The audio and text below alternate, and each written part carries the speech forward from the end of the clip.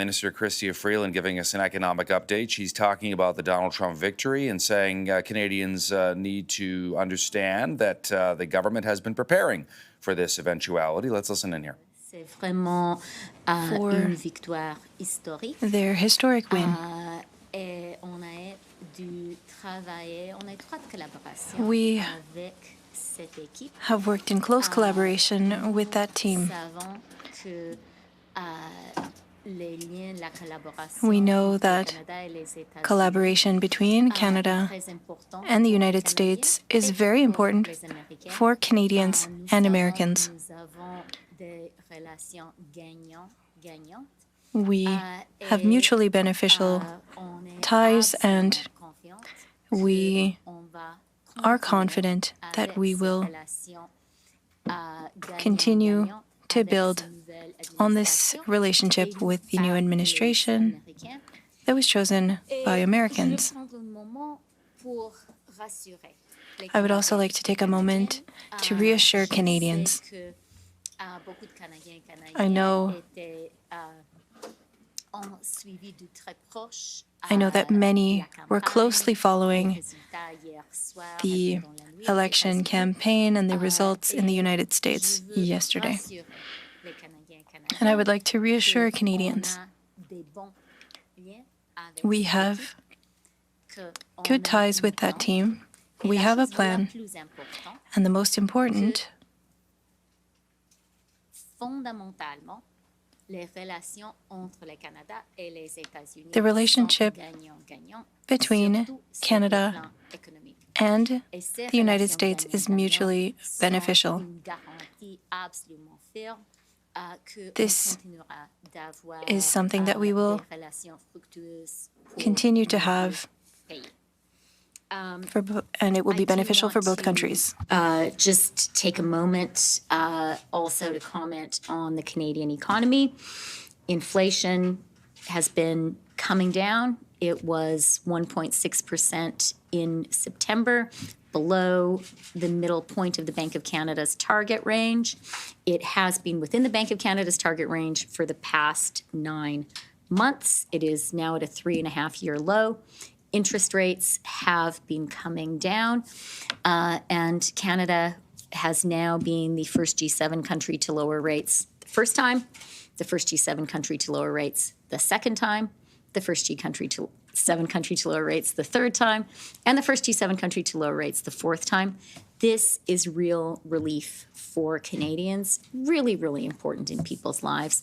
And at the same time, we have now seen wages in Canada outpace inflation for the past 20 months. My announcement today is talking about an issue that is so important for Canadians, which is our tax-free first home savings account. I think we all know that fairness for every generation is tremendously important. All right, we're going to jump in here. The Deputy Prime Minister giving us an economic update. We'll keep our eye on it, but let's get back to our top story here, the situation in the United States and some huge political earthquakes happening. First of all, of course, Donald Trump will be heading back to the White House. That's the big one. But also the Republicans taking back control of the Senate and possibly keeping the House as well. Some of the exit polls are shedding some light on how and why voters cast their ballots. According to an exit poll by CNN, almost 60% of white men and more than 50% of white women said they voted for Trump. Meantime, black voters overwhelmingly voted for Kamala Harris, 78% of black men, 92% of black women. A majority of Latino men said they voted for Trump, though, while most Latino women voted for Kamala Harris. And a lot of Harris voters in some of those battleground states of Wisconsin and Georgia are angry and frustrated, even questioning the role that Kamala Harris's race and gender played in this role, that maybe at the end of the day, the United States or a majority of voters not ready for a female president of color. Listen to this. I think that America wasn't ready I think it's a female issue. I don't think it's anything else. I think it's unfair because we know after time and time, women have to come out, they have to vote. They also have to, in a man's field, to understand we are going to get discrimination on color. I think we're beyond joking now. This is kind of like, now it's kind of serious. Will it be the end of the U.S.? Of course not. You know, this is an ongoing experiment. So I do have faith in the country, just not in the short term. Yeah, Michigan, Wisconsin, Pennsylvania, all won by Joe Biden in 2020, but they have now flipped all back to Donald Trump, of course, sealing the deal when he smashed right through the blue wall and made it a red wall again. Let's bring in Evan Siegfried. He's a Republican strategist. And Evan, we are getting confirmation that, in fact, Michigan has gone for Donald Trump. So the electoral count is now closing in on 300 for him. Your reaction to the results? To be honest with you, right around 8:30 last night, I was very shocked to see Donald Trump was outperforming his 2020 results, and Kamala Harris was underperforming the Biden 2020 results. She at no point across the entire electoral map had any growth from where Joe Biden was. In many areas, she shrank. In Wisconsin, Donald Trump only got 8% of African American voters in 2020. Last night, he got 20%, which is a 2.5-fold increase. And you saw it across the map. Donald Trump saw massive gains with Latinos, and that was another one. You saw a historic gender gap, as we had predicted, but it wasn't that the gender gap was so historic. Women stayed roughly the same, maybe a point or two below where they voted in 2020, but men went even further in for Donald Trump. So I think we have to look at what were the problems here and what are the two reasons that Kamala Harris lost and Donald Trump won. Because Donald Trump certainly stepped on a whole bunch of rakes and hit himself in the face, and he won despite that. Kamala Harris was running essentially as the incumbent. She never distanced herself whatsoever from Joe Biden, which would have been very helpful to her, but I guess out of personal loyalty, she did not want to do so. That made her the incumbent in the eyes of voters who saw no difference and no daylight between herself and Joe Biden. The other thing was this. Donald Trump has been a known entity in the political sphere for 9 years. Everybody knows that he is boisterous, eccentric, and very, very loud and behaves in a very certain way that turns off a lot of people. At the same time, people looked back at his presidency and said, you know what?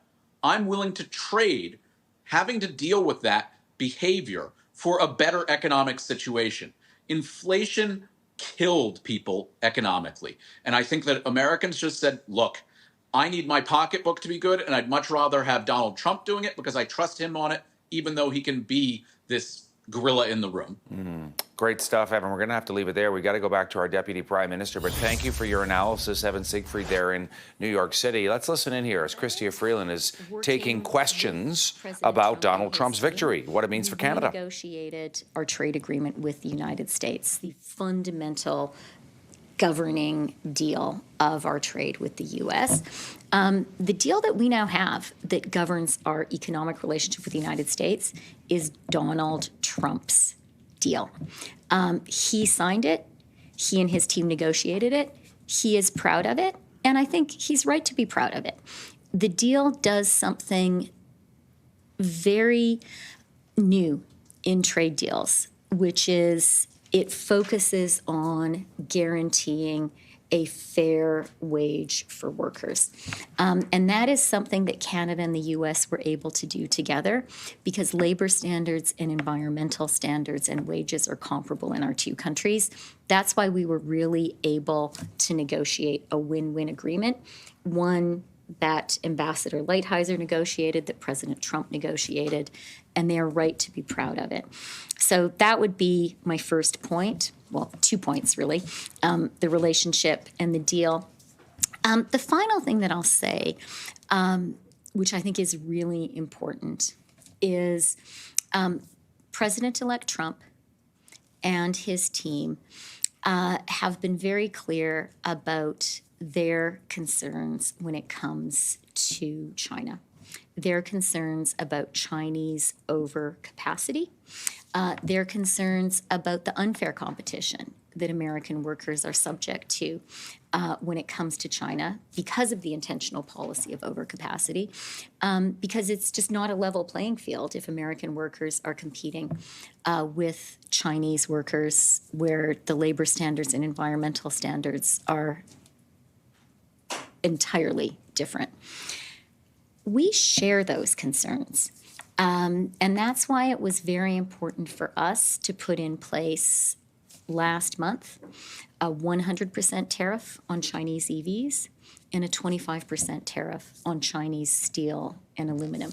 That's something that Canada believes in doing, that we have done, and it means that our fundamental manufacturing industries are now fully aligned with our American partners.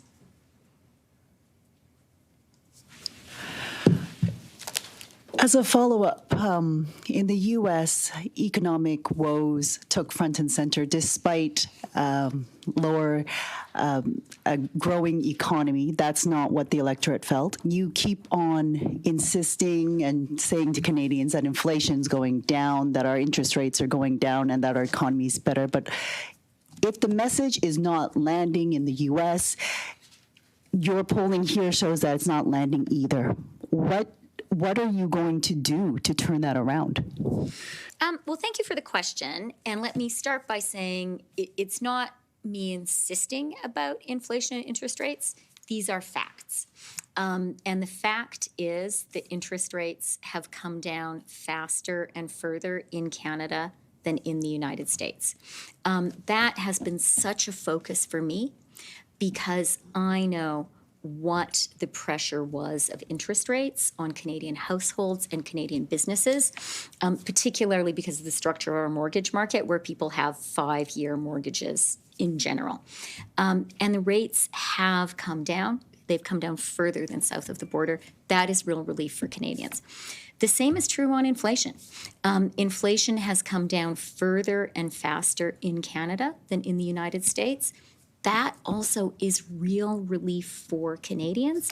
I have been really focused on it because inflation has hurt people and it hasn't come down by itself. You know, Canada has run a much tighter fiscal policy than the United States.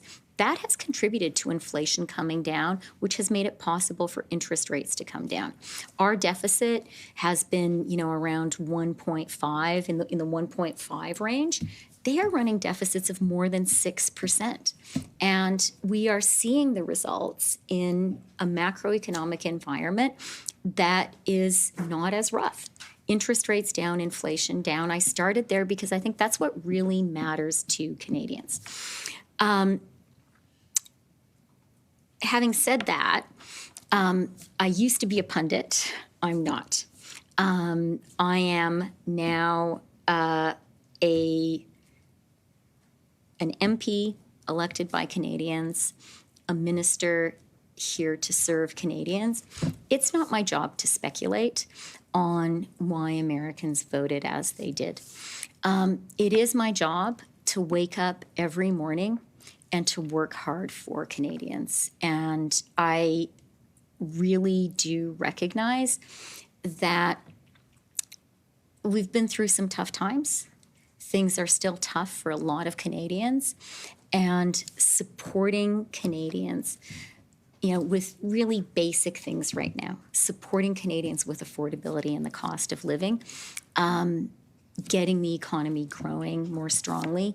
These are the things that are really important for people. These are the things we're really focused on here in Canada. Mackenzie Gray, Global News. Hi, Minister Freeland. Donald Trump has promised mass deportations. J.D. Vance has said it would be reasonable to expect that they could deport 1 million people a year. Is the federal government planning that there will be a surge of migrants crossing from the U.S. into Canada? Thanks for the question, Mackenzie. And again, what Americans choose to do, what America's incoming elected administration chooses to do in the United States is a decision for Americans and American leaders. The decision for Canadians and what's important for Canadians is to control our own border.